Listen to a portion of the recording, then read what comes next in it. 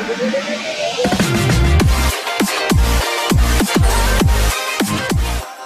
evening, everyone. I am Hitesh Dadda, and I am pleased to welcome you all to this conference call to discuss the Q4 and full year 2018 results. Our results have been uploaded on our website. You may like to download it and you may like to refer it during our discussion.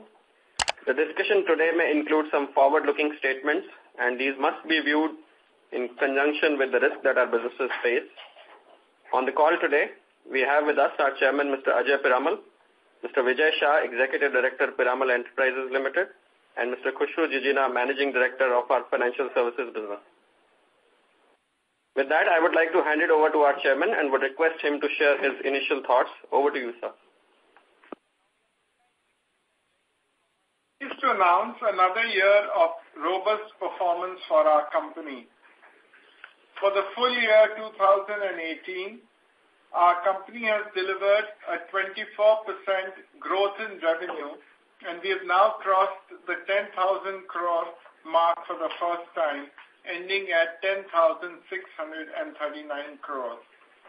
The profit before tax grew at 49% to 1,964 crores for the last year, and 24% in normalized net profit at rupees 1,551 crores for the FY 2018. During the year ended March 2018, we had initiated the process of merging Piramal Finance and Piramal Capital into Piramal Housing Finance, with an intent of streamlining the financial services business, a step in the direction of potentially splitting financial services and pharma business in the future. After obtaining all the necessary regulatory approvals, the merger got effective from 31st March 2018 onwards. This was the key reason why our Q4 and full year results announcement got delayed beyond our normal time. This merger will result in significant synergies over the coming years. The company has created a deferred tax asset in its balance sheet that has resulted in an accounting gain of rupees 3,569 crores. The benefits of these synergies are expected to accrue in the coming years. Our effective tax outgo is expected to go down from 35% to 25% for the next 6 to 7 years. Our financial services ROEs are expected to go up by around 2 to 3% every year, and hence we remain committed to deliver 20% ROE in our financial services business over the long term. Due to the synergies on account of merger of subsidiaries in financial services segment, the actual net profit reported for the quarter grew to rupees 3,944 crores and for the year to 5,120 crores. Let's look at what we have done since the Abbott deal, which took place in the financial year 2011.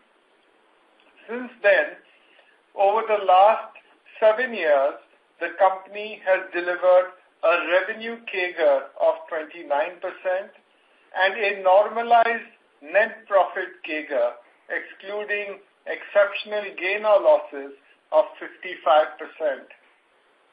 We've delivered annualized shareholder return of over 40% as compared with 14% return by Nifty over the last 5-year period.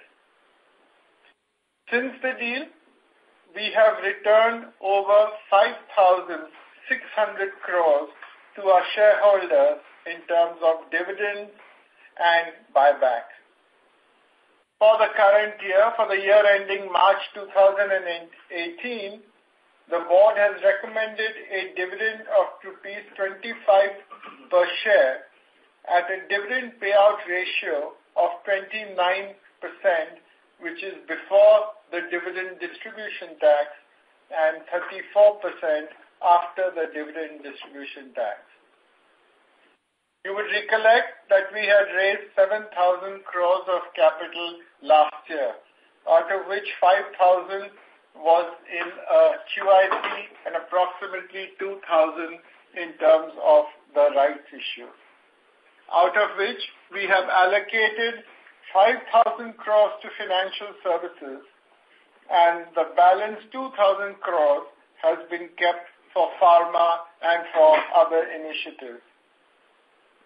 So as of March 2018, out of a total equity of 26,447 crores, we have allocated 9,725 crores for our lending and asset management business.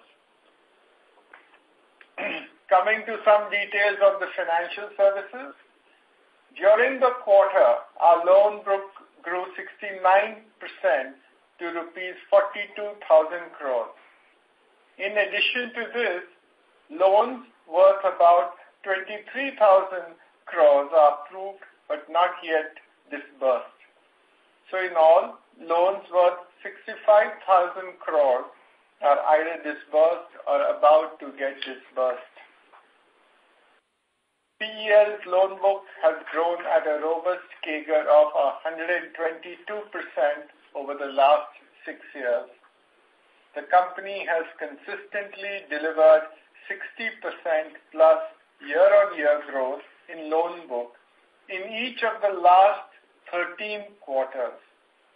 The consistency, robust growth in our loan book is also an outcome of our strong diversification through launch of 22 products and business verticals that we have added year after year. We saw strong growth across all the verticals of financial services: real estate, developer financing, corporate financing, emerging corporate lending, and the housing finance business. In a period of a few months of its launch, our housing finance loan book grew to rupees 1,200 crores as on March 2018. Additionally, the businesses have loans approved but yet to get disbursed at rupees 580 crores at the end of March. Other than housing finance, we will continue to explore various opportunities to expand our offering in the retail segment. We have recorded an ROE of 25% plus over the last 10 consecutive quarters prior to the fundraise. During the quarter, the business generated an ROE of 19%, a little lower than earlier quarters because we have now allocated the entire allocation of 5,000 crores from the capital raise to a financial services business. While we are growing exponentially, we are highly focused on our risk management and governance. And this is reflected in the quality of our assets, with our gross NPA below 1% for the last 9 quarters, and at the end of the fourth quarter of 2018, our gross NPA ratio, based on a 90 days, was remained healthy at 0.3%. We are conservative and we continue to provide more than the regulatory requirements and maintain the provisioning at around 1.8%. From financial services, I want to move on to pharma. Our pharma growth after the sale of our domestic pharma business to Abbott has grown at 16% CAGR over the last 7 years. Global pharma, which accounts for 92% of the pharma revenues, has delivered a strong growth in EBITDA margins from 10% in 2011 to 22% in 2018. We have a differentiated business model, and that has ensured that we perform better than most of the other Indian pharma companies, which have been impacted by the regulatory issues and generic pricing pressure. Our focus on quality is ongoing, and I can say that we've had successfully cleared 31 U.S. FDA inspections, 102 other regulatory audits, and 826 customer audits without a single day of production disruption. Global pharma revenues for the quarter ended March 2018 grew 13% year-on-year to 1245 crores on account of the robust performance across various facilities and good growth in business acquired from Mallinckrodt and Janssen. The margin profile of this business has improved significantly over the last couple of years on the back of our organic initiatives and the high margin product acquisitions. We continue to deliver strong EBITDA margins for this business. During FY18, we delivered EBITDA margins of 22% compared to 20% in the previous year. The Indian consumer products business registered a revenue of 346 crores last year, which was an 8% decline over the previous year. This decline was on account of the introduction of GST, and its implementation affected the industry and the wholesale channel. We are now back on track on a growth path this year. Coming to the healthcare insights and analytics business, the last quarter revenues grew by 3% to rupees 234 crores. Increase on account of growth in life sciences data and analytics segment, which was partly offset by lower demand for research products that are being replaced with dynamic user-centric applications. We continued our India expansion initiative by onboarding 340 positions in Bengaluru and Gurugram offices, representing 29% of our total employees. These are the highlights, and now I would like Mr. Khushru Jijina, who heads our financial services segment, to give us a deeper insight into that. Mr. Jijina. Good evening, everyone. I think taking off forward from what Mr. Piramal said on the financial services, I'll go a little more granular into the financial services business. In fact, today, what I will do really is compare what we had been saying from the beginning of the year and what exactly we have achieved under each segment of the financial services business. So let's start with the biggest one, which is the real estate wholesale lending business. If you all recollect, we had said, and I've been saying this right from April 2017, that the growth which is coming and is continuously coming in the real estate wholesale business will be driven mainly by construction funding, and also again in construction funding moving to commercial, then lease rental discounting, which we announced during the year, and the other segments. In fact, we added hospitality to it, which I will come to it in a minute. And today, if you really look at, since the year is over, and see what has really happened, so while the overall RE group book grew from 21,300 to 31,800, it was a CF book which really grew from 12,700 to 19,200, which was a 51% jump, and LRD grew from 1,200 to 3,600, which was a growth of 200%. During the year, we also identified hospitality sector as a sector to be in, because we found that there's a niche here. And again, like we have done in any of the, whether it was CF, whether it was structured debt, whether it was any other innovative product which we came out with, we studied the entire sector for months and really understood what the sector really requires. And that's why we announced 2 deals, one in Gurgaon, which was a Westin Hotel, and one in Bangalore, which was JW Marriott, where we did the LRD transactions. And you will see a lot of these transactions happening in this current year also. So this has really fueled the growth, or I would say responsible for the growth of the RE wholesale. So it's not the structured debt. We have been consistently saying that we are looking at risk-adjusted return. For us, that's more important than the absolute return.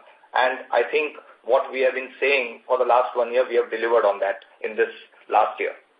Let me move on to CFG, the Corporate Finance Group. Most of you will recollect, I've been saying this right from the time the Corporate Finance Group has been integrated on our platform, that this is the group which will actually, in terms of percentage, grow faster than the real estate. And why did we say it? Because Corporate Finance Group, before it got integrated on our platform, was a one-product platform which was only doing a mezzanine funding for infrastructure space. And we realized that why are we only in the infrastructure space when we can actually study each sector and we can actually become sector agnostic. So we have been saying this, and today as we speak, we have moved into various sectors, whether it is cement or auto ancillary, logistics, warehousing, etc. And we've also offered senior debt and project finance during this year. Again, the combination of that, the results are there to speak. We have seen the CFG book grow from 3,600 to 8,100, a growth of 125%. So what we said during the year that this will fuel the growth, this will be faster in terms of percentage has actually happened. The CFG book has grown in terms of percentage faster than the real estate growth. And we expect that to continue. Let's look at what happened in the housing finance space. Again, in the beginning of the year, we had said that somewhere in the mid of August, we expect our license from the regulator, and we will start our business in August. Unfortunately, we didn't get our license in August, but we got it on the 4th of September of 17, and we started our business because we were actually ready. We had kept the powder dry. We launched our housing finance business firstly in the MMR region, which is the Mumbai metropolitan region. And towards the end of the year, which was March 18, we actually launched our housing finance business in Pune, Bangalore, Delhi, Gurgaon, and Noida. And I'm very happy to say that in the last 8 months, we have approved 156 projects across 80 developers. Chairman mentioned about the AUM that in the 8 months we did 1,210 with more than and over and above that 580 crores of sanction, because these are related to project completion or slab-wise release. And so in 8 months we did 1,210 crores. What it also means, this AUM, is the validation of what we have been speaking in the last 3 quarters about the various questions you have been raising on housing finance. One, that it's a myth that it's a crowded market. Because again, let me repeat that it's only 8 players whose AUM is 10,000 and above, and maybe 16 players whose AUM is 5,000 and above. And we have been saying this from day one, that this is not a B2C business, this is a B2B2C business. The B in the middle, which is the developer, plays a very important role in influencing. Obviously, your rate, your services have to be on par. And I think the numbers prove it beyond doubt. That in the last 7 months, I'm sure in the recent history, no housing finance would have given these numbers of 156 projects and 80 developers in 7 months, and mainly from Mumbai. Please mark it, because at the end of the day, the other regions were opened only in March. So the impact of these regions, the AUM impact on these regions will actually play out in the next 6 months. Again, we mentioned about our innovative products. I think to mention one of the innovative projects which has become very, very famous in the industry now, obviously others are copying it, but is the super loan which we spoke about. So that was an innovative product which we came about it. In fact, while we speak, we are looking at innovating some other products with specific developer requirement in mind. Again, we had spoken about faster turnaround time, if you all recollect, because we believe that we were lucky to come in late and so that we could use the cutting-edge technology. Again, today we have proved it in the market. The customers have validated it, that we are one of the best in service and turnaround time. So again, I think on the housing finance, what we had been saying throughout the year, I'm happy to report that we have actually achieved it. We had also mentioned, if most of you recollect, that we believe that there are these emerging corporates in India which require, and there is a gap, and that's the opportunity which we had sensed last year. So to that, we had formed the Emerging Corporate Lending Group sometime in June. And again, I'm very happy to let you all know that what happened in this 9 months, that we opened 5 locations, Mumbai, Delhi, Chennai, Hyderabad, and Pune, and now we have a team of 18 people. And even the AUM of ECL grew to 900 crores with 200 crores still to be sanctioned. So again, ECL has taken off, and I think there's more to come from both HFC and ECL. So the point I'm making is that if you really look at, if you dissect the growth in the AUM, it has largely come from, again, the granularity in the RE wholesale book. It has come from HFC. It has definitely come from the 125% growth in the CFG and ECL. Moving on to some other nuances which we have been talking for a long time. If you recollect, we have been also talking about our rating. Because we believe that in this year, when we started the year, we believe that when we are moving into HFC and ECL and also doing senior lending and project finance in CFG and also LRD in the wholesale lending book of RE, we believe that this book is getting diversified and granular. And we believe during the beginning of the year that now we should be getting rating upgrade. In fact, we had a lot of questions on that, if most of you recollect. Again, here I'm happy to report that during the year, in November 17, after thorough audit and detail, ICRA upgraded us from AA stable to AA positive, which immediately brought down our cost of borrowing on our overall cost of borrowing by 15 basis points. Let me move on to one more point, which we keep on speaking all the time, and Chairman spoke about it, that while we speak about the growth, but I think the most important thing which we always concentrate on is the quality of the book. I think Chairman has spoken about it many times, that unlike other NBFCs, probably we are the only NBFCs where we as promoters have more than 50% stake. So obviously for us, the quality is more important than the growth. So while we speak about the growth, but for us, the most important thing is the quality. So what has really happened again to the quality of the book? As Chairman mentioned that our NPA ratio continues to be only 0.3. In fact, it was 0.7 in the beginning of the year. This is despite the demonetization, RERA, GST, the tsunamis which took place. Again, I think most of you will recollect, we spend a lot of time on the call talking about our underwriting models, our processes. But again, it's not for us to speak. Again, I'm very happy that not only our underwriting models and the processes have been validated by the tsunamis which took place. I think a very important event took place somewhere in around December, where the regulator, the Reserve Bank of India, conducted a thorough audit of 3 weeks of our entire portfolio to really look into the quality of the book. Whether, is the book really genuine? Is it really having the right security? Is there any issues with the book? Etc., etc. And I'm very happy again to report, in fact, that we got an absolutely clean report from the Reserve Bank of India. But moreover than that, the person who headed the Reserve Bank of India audit, who met me in the last day, mentioned that he was positively surprised to see a 4-year or a 5-year-old company, an NBFC, having processes, again made homegrown processes by us, to be so good that he had it was very few he had seen in his 40 years career. So again, that validates the quality of the book. I think more than what we are saying, I think it's the regulators thing which really validates what we have been doing. Let me move on to the other event which Chairman spoke about, is the reverse merger, which I think Chairman spoke about. But let me touch upon few nuances why it is advantageous to us again.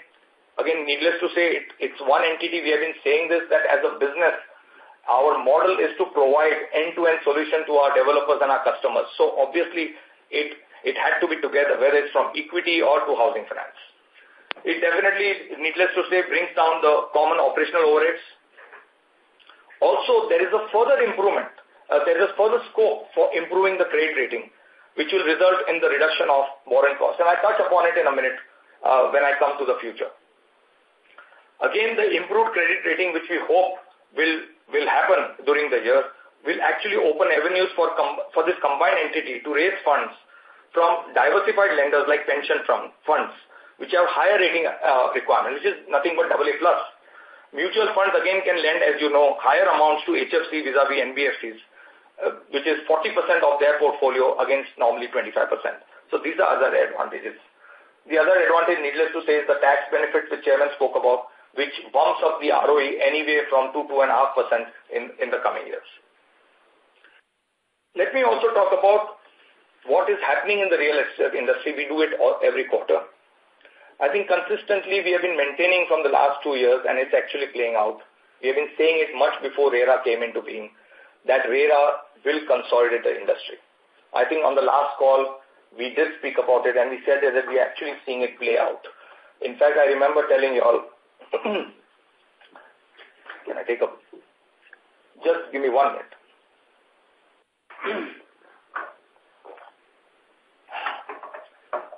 Sorry. In fact, in the last call, we did tell you all that we, in fact, have started becoming more of marriage makers than lenders.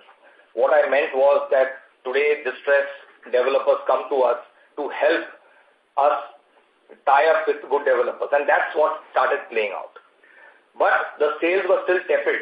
While they were better, our primary data of 375 projects, which we primarily map and mine, showed us that while quarter-on-quarter post-demonetization things were improving, it was still not crossing the pre-demonetization stage.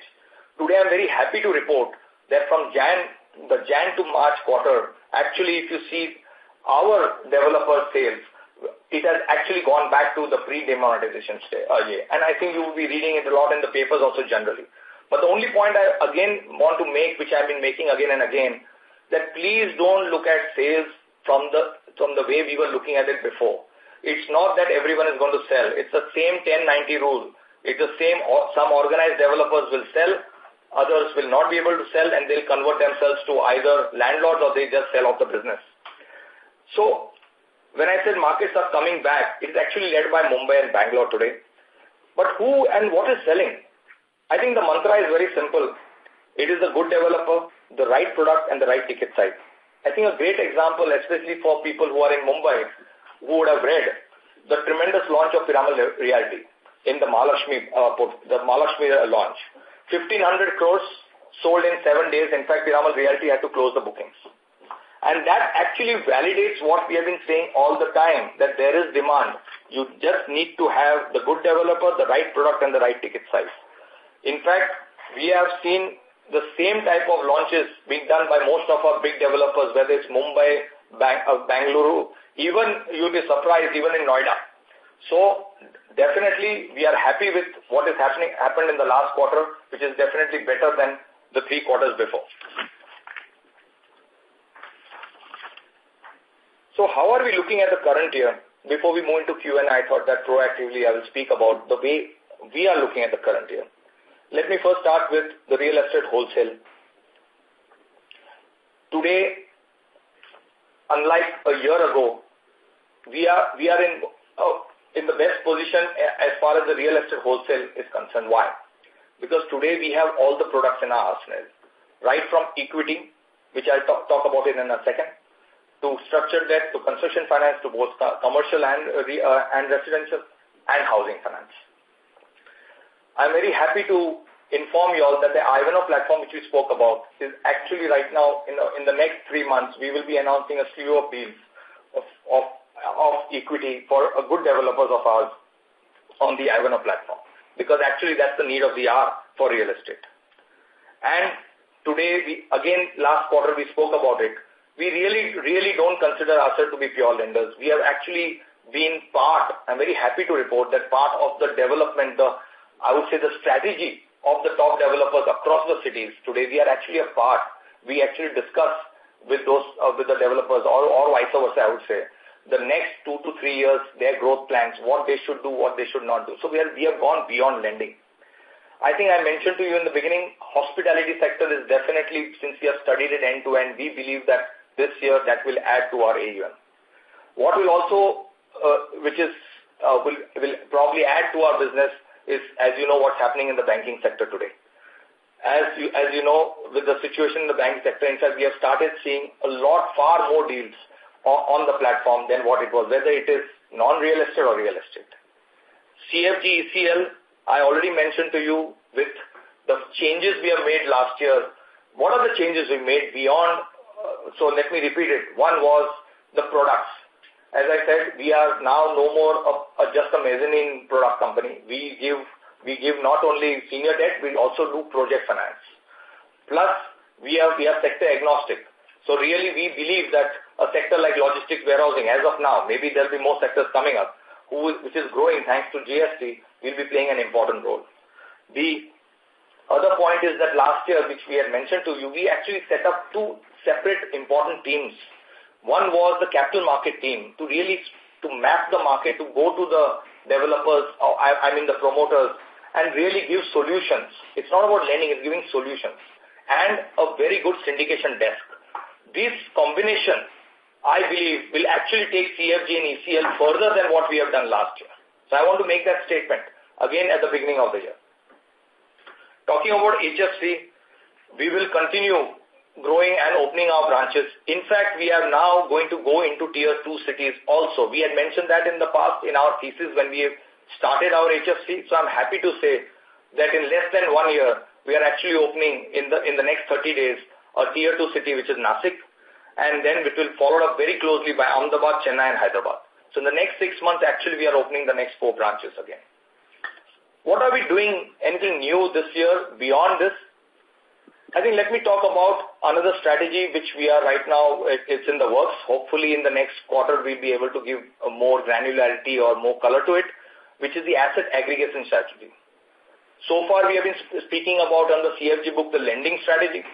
But I think the time has come for the group because we have been such major players in infrastructure, especially in renewable, that there are opportunities. While I am not able to divulge some details right now, but we are looking at a fund, or either it could be an AIF or a partnership like Ivano, where we would actually play the consolidation story, which is right now happening in the renewable sector. The other very important point which I would like to make this year, I think with the syndication desk now stabilizing and all the people in place, we believe that besides lending, there is a great scope for us to now look at fee-based income. And this is what you would see this year. So that's the thing I want to give you a forward statement, that this year you would see a lot of fee-based income also. This actually helps stabilizing, or I would say on a quarter-on-quarter. So we have plans on that, and every quarter when we speak, we will keep on unveiling what we are doing on the syndication desk, which is a fee-based income. The last but not the least, the rating. We believe we are already engaged with our rating agency for upgrading our rating from AA positive outlook, which was given in November, to AA plus, which we believe that with this combined entity, we believe we should get. So we are actually engaged with them. Hopefully very soon we'll be able to share some news with that. With that, I think we can open it to question and answer. Thank you very much, sir. Ladies and gentlemen, we will now begin the question and answer session. Anyone who wishes to ask a question may please press star, then 1 on their touchtone telephone. If you wish to remove yourself from the question queue, you may press star, then 2. Participants are requested to use handsets while asking a question. Ladies and gentlemen, we will wait for a moment while the question queue assembles. To ask a question, please press star, then 1. The first question is from the line of Alpesh Mehta from Motilal Oswal. Please go ahead. Hello. Hello. Hello, yeah. Can you hear me? Yeah, hi. Good evening. Hi, good evening. First question is related to the segmental reporting. When I look at the segmental reporting, the financial services allocated net worth works out to be almost 17,000 crores. Mr. Piramal mentioned at the beginning of the call is around 9,700 crores is the pure lending net worth. Is roughly 6,500 crores related to Shriram investment and rest for the AMC business? Yeah, you're right. That's right. Okay. Yeah. Perfect. Thanks. First. Secondly, just wanted to get the reconciliation of the overall net worth as well, because at the end of last year, we were at around 15,000 crores, moved to around 26,000 crores. So the entire CCD, the amount of around 5,000 crores, is it included into the net worth right now? Yes, so the amount of CCD is included in this. There is a debt component which under Ind AS is also recognized, which is regrouped into debt. This also includes the increase in the fair value of Shriram investments to the extent of 667 crores and the share of profit during the quarter, net of dividend. That's how the overall reconciliation for the net worth is. So can you just help me with the numbers? That would be great. So the beginning of the year till the end of the year. Alpesh, more details on the numbers, you can, get back to us. We'll help you out on that. Sure. And just the last question about the decline in the ROAs for the financial services business by almost 100 basis points. When I look at the numbers, there is only 30 basis points drop into the margins on a QOQ basis. So which line item has impacted the overall profitability on that business, please? Can you repeat your question once? So the last quarter, at the end of third quarter, we had reported a ROA of 4.1% on the financial services business. Yeah. Whereas this quarter, the number is 3.1%. The net interest margin last quarter reported was 8%, and this quarter is 7.7%. So while the ROA drop has been 100 basis points, but the margin drop has only been 30 basis points. And the cost-to-income ratio has not changed that much for almost 100 basis points drop into the ROAs.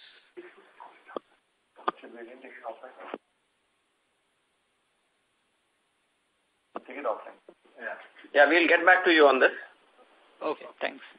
Thanks and all the best. Yeah. Thank you. The next question is from the line of Siddharth Jain from Morgan Stanley. Please go ahead. Hello, sir. Congratulations for a great set of numbers. So I wanted to ask you that in the housing finance business, the loan book currently that we have is 1,210 crores. Can you please give me the bifurcation of how much is housing loan and how much is non-housing loan? So I think roughly, it is 75-25. But if you want, I can even send you the exact numbers. So 75% is retail and 25% is small construction loans. Okay, and what is the average yield that we are getting on the housing loan and the non-housing loan? So basically today on an overall basis, we are at 9.55%. Okay, sir. Thank you. Thank you. The next question is from the line of Ravi Naredi from Naredi Investments. Please go ahead. This year, our loan growth is 42%, 69%, while our profit is not rises in that proportionate. Any reason for that? So, overall, this year we are on full tax. Our tax is at 35%, and which is why you don't see the corresponding increase, corresponding improvement in the overall PAT. Okay. And, sir, tell something about fee-based income, which you mentioned in your remark. What will be the fee-based income which we will earn this current year? So while I cannot give you the number, what I mentioned we do not want the number, just from where which sector we will receive it. Yeah, so it will, so let me just again repeat what I mentioned. So today, in the last year, what happened really is that whether in the real estate sector and more in the CFG part, all the deals which we are doing, we are also downselling a part of it now because of, we are basically able to give a single source, I would say, solution to the promoter, and then we downsell as other NBFCs. So it will all come from that. The fees are going to come from downselling. So whether it is in the renewable sector, in the road sector, whether it is in cement sector, etc., etc. It could also be in the real estate sector. Okay. Thank you. Thank you very much, sir. Thank you. A reminder to the participants, to ask a question, please press star, then 1. The next question is from the line of Piran Engineer from Motilal Oswal Securities. Please go ahead. Yeah, hi. Just a couple of questions. Firstly, on your corporate finance book, so if you could give us a sector-wise split of the book, that would be helpful. And, also what would be the average ticket size and the average tenure in this book?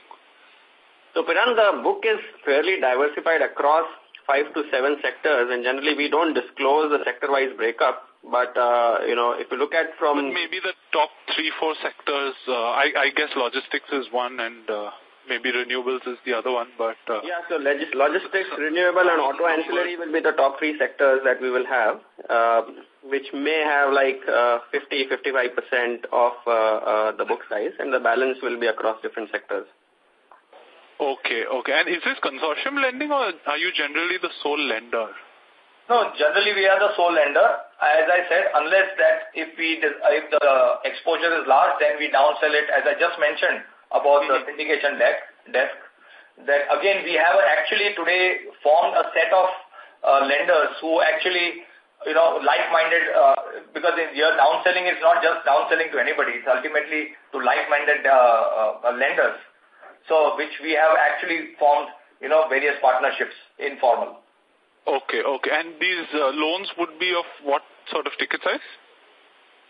The loans could be anywhere from average 200 crores to 500 crores. Okay, but in that case, how do we really differentiate ourselves from the banks, right? Because the banks would also want these high-quality assets. And so if you could just talk about, because we've grown this book by leaps and bounds in the last 1 or 2 years. So I'm just trying to get a sense of how, we're able to do it when we're competing with the banks and, other NBFCs like Aditya Birla, et cetera, et cetera. Okay. So I think this question is not a new question. It keeps on, people have been asking, your question is very well valid. People have been asking us on the real estate side also, right? In the last 3 years, that how is it that you people are growing? How is it that the developers come to you? We are definitely not the cheapest, right? And we have demonstrated this today in the last 4 years. And what I mean, that we are not lenders, we are actually solution providers. So without getting into details, even in the CFG book, really, if you look at it and, if you happen to meet any of our promoters, they will actually tell you that these guys are not really lenders. We provide a holistic solution. Sometimes the borrowers, the promoters have come to us for something else, and we have actually studied their entire balance sheet and said, no, don't do this. We will give you a different solution which is good in your interest long term. So we are really known for value add. I don't think giving money is a commodity. I think it is just understanding the sector, structuring it, which is what has been our forte. And we have demonstrated it quarter on quarter for the last 4 years. And in CFG also we demonstrated that. And you will see this happening again this year also. Okay, got it. And also, did I hear you correctly? Did you say you did an LRD for JW Marriott in Bangalore? Yes. An LRD for a hotel, how does that really work? Yes, so again, as I mentioned, that it is not everybody's cup of tea. Without getting into the nuances, because these are our underwriting models, and definitely I don't want to divulge it. But the point I'm making it, when we do this so basically, obviously the LRD is for the owner of JW Marriott Hotel. But we do not even again look at it as a real estate play. We have actually mapped the whole sector. So for example, even the JW Marriott senior management would be aware of what we are doing. So today in the hospitality sector, we are not only engaged with the owners of the hotel, we are also engaged with the operators, if I am making sense to you. Yeah.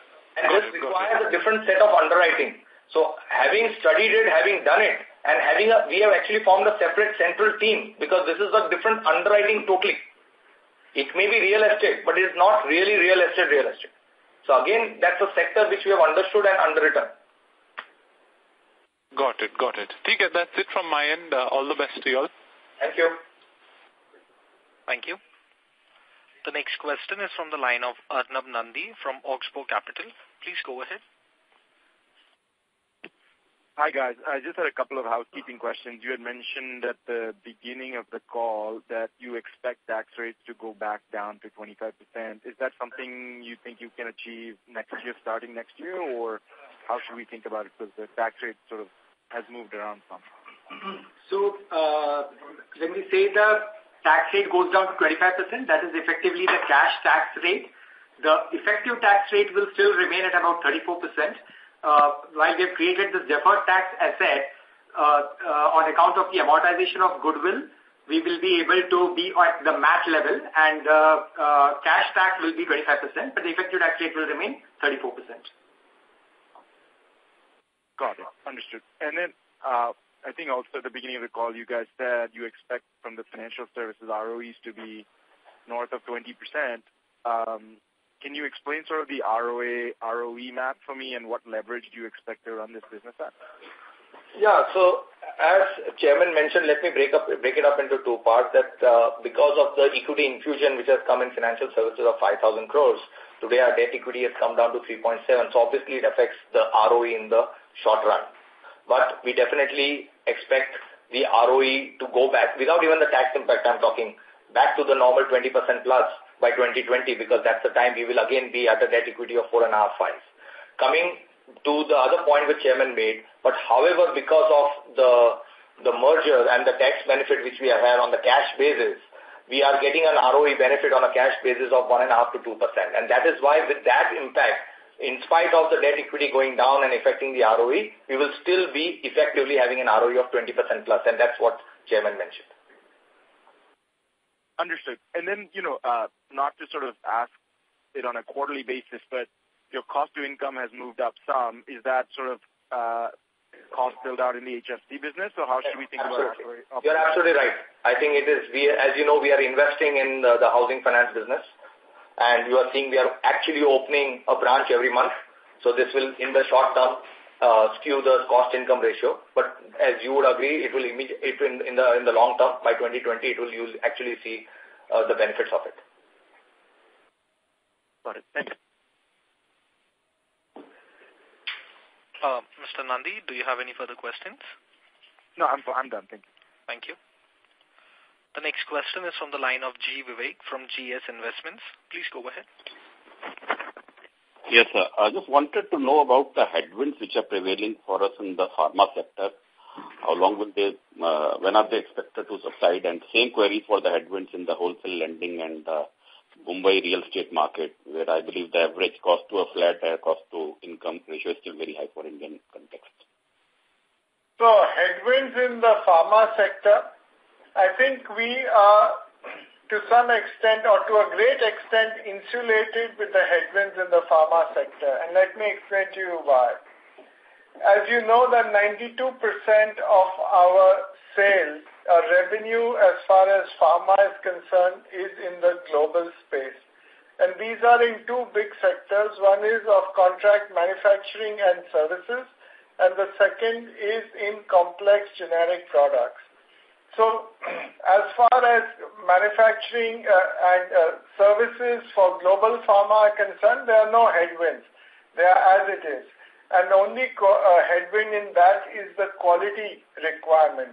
And because we have been good in terms of quality, as I said, we've had more than 30 US FDA inspections alone and more than 860 other inspections from customers, and not a single day lost because of quality. Therefore, that is a plus. And hence you'll see that our turnover, we have shown a 16% top line growth, and our margins have also gone up. Second thing is our business is in complex generic products where there is limited competition, whether it is in the products which we have the anti-narcotics, whether it is in the inhalation anesthetic products or in the Mallinckrodt products we acquired. And hence again, there is no significant headwind there as you are experiencing in other pharma companies in India. I think, does that clarify the situation as far as pharma is concerned? Yeah, but compared to the other segments, growth rate will remain comparatively lower in pharma, you mean to say? Compared to the segments in financial services? Yes. So we have grown 16% year on year, which is a good growth rate, I would say, on a CAGR basis. Yeah. Oh, yeah. And my other query was about, headwinds in real estate. I think we explained that the headwinds, what is happening in the real estate space, and especially particularly in Mumbai, is that those people, now there's a clear distinction between the top developers and the average developers. Our belief has always been that the top 10% of the developers, who are the ones whom we are backing, there the growth rates have come back. We gave you the example of Piramal Realty, but there are others as well. What has changed also in Mumbai is that you have to have the right product at the right location. So if you were to have flats which are 30, 40, 50 crores, which many people build, they are not selling. But at the right price, they are still selling. And therefore, I think we are conscious of that and continue to fund such projects. Because there are a slew of desperate ads coming out in the newspapers from very reputed builders in Mumbai. And outside. The trouble is that in real estate, everybody makes generalizations. So just let me just tell you that because we have primary data from our own sources in real estate, we only back those projects in those locations where we feel that there is a adequate demand for those products. So that is the job that we do. And hence, that's the reason why we are seeing growth also and our quality of assets also remains. Okay. Thank you very much, sir. Thank you. Thank you. The next question is from the line of Abhishek Lika from Investec Wealth Managers. Please go ahead.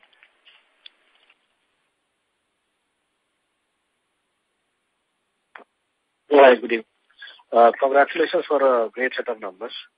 Just want to understand the strategy behind our IT business, because over the last couple of years, this not been going this piece. And what's the management intent behind how to take it forward? So this business that you're talking about, just to clarify, it is really a business which is more on data and healthcare insights.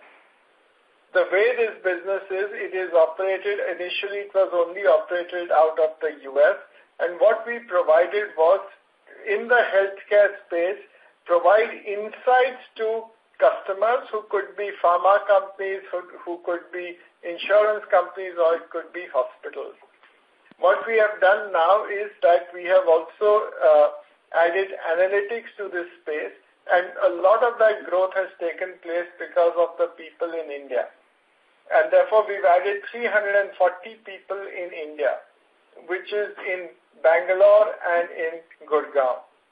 So our focus in this space is to continue to make new products available to serve both the pharma industry as well as insurers. As you know, that data is the most important today to get a competitive edge, and this is what we are providing to our customers. We are also making it at a lower cost in India, and this we believe that you will see better results in going forward now. And so any which year from we can see some growth rate coming back to our IT in business? the current year, you will see that. Okay. Thank you so much. Thank you so much. Thank you. The next question is from the line of Manan Patel from Equirus Securities. Please go ahead. Thank you for the opportunity, sir, and congratulations for great numbers. Sir, a couple of questions. So, one on OTC part of the business. So, it has seen a small degrowth, and you have mentioned that one because of base effect, and second because of normalization of credit policy and trade spend. So, how do we look into that business? Because I understand that we have acquired a lot of products from different companies.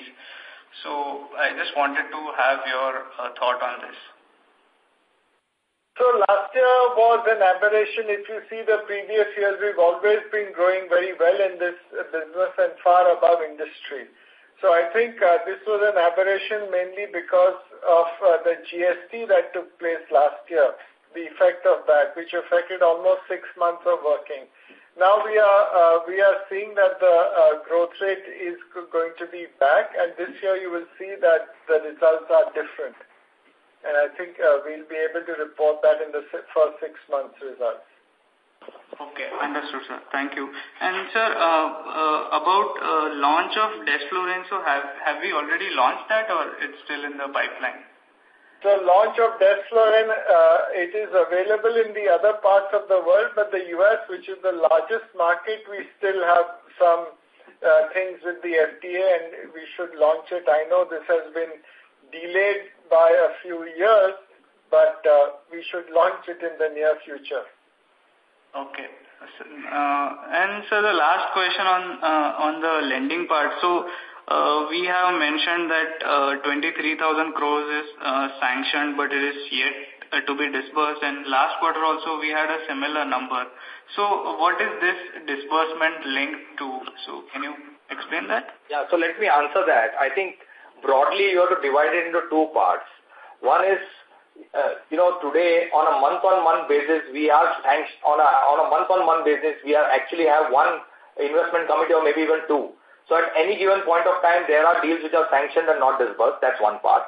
And the second part is the construction finance. As I mentioned to you, our main bulk now, 60% of the portfolio of real estate lending is construction finance. So what happens in construction finance that if you have sanctioned 100 rupees, you may have lent only 20 rupees because then when the next slab comes up, you'll give another 5 rupees and so on. So this 23,000 is basically a combination of these two. Okay, understood. And so the last question on the, you talked about syndication of debt and that you are working on. So, and another thing that I can see is like there is a strong trend of repayments or prepayments in your book, so which is a very good sign actually. But then if I look at going forward, so how will the growth rate in the loan book taper down somewhat because of syndication as well as prepayments?